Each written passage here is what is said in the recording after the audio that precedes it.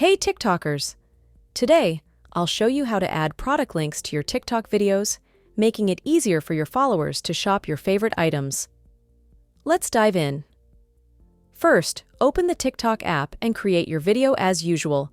Once you're satisfied with your content, head to the Post module. Next, click Add Link and select Products. This will take you to the Showcase module, where you can choose the product you want to feature in your video.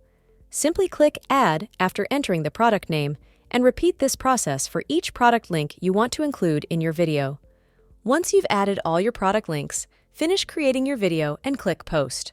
Now, here's the important part. Videos with product links will undergo an additional review process. Once your products are approved, the product link will appear in your video, just above your username.